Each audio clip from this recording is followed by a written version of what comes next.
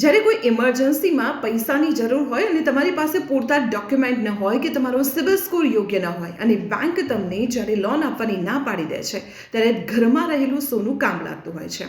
તમે સોનાને ગીરવે મૂકીને તેના ઉપર લોન લેતા હો છો કે જેને આપણે ગોલ્ડ લોન કહીએ છીએ. પરંતુ શું તમે જાણો છો, હવે ગોલ્ડ લોનની જેમ તમે સિલ્વર લોન પણ લઈ શકો છો? જી હા, એટલે કે તમે સોનાના દાગીના કે સિક્કાની જેમ હવે ચાંદીના દાગીના કે સિક્કાને પણ ગીરવે મૂકીને લોન લઈ શકો છો.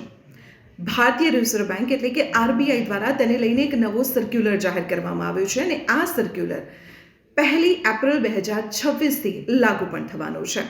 હવે આ નવા સર્ક્યુલર પ્રમાણે થોડાક અન્ય નિયમોમાં પણ ફેરફાર કરવામાં આવ્યો છે, જેમાં સોના ચાંદીને ગીરવે મૂકવાની મર્યાદા નક્કી કરવામાં આવી છે. હવે આ નવા નિયમો કયા છે તેના ઉપર પણ એક નજર કરી દઈએ.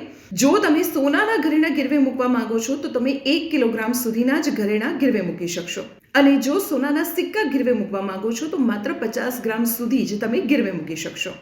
આવી જ રીતે ચાંદીમાં પણ મર્યાદા છે. જો તમે ચાંદીના ઘરેણાં ગીરવે મૂકવા માંગો છો તો 10 કિલોગ્રામ સુધીની મર્યાદા છે, અને ચાંદીના સિક્કા ગીરવે મૂકવા માંગો છો તો 500 ગ્રામ સુધી જ તમે ચાંદીના સિક્કા ગીરવે મૂકી શકો છો.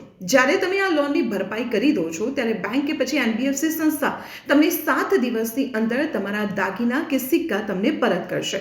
જો તેનાથી વધુ દિવસો લાગે છે તો પ્રત્યેક દિવસ તેને 5,000 રૂપિયાની પેનલ્ટી તમને ચૂકવવી પડશે. આવી જ મહત્વપૂર્ણ ઇન્ફોર્મેશન માટે આપ જોડાયેલા રહો સંદેશ ડિજિટલ સાથે.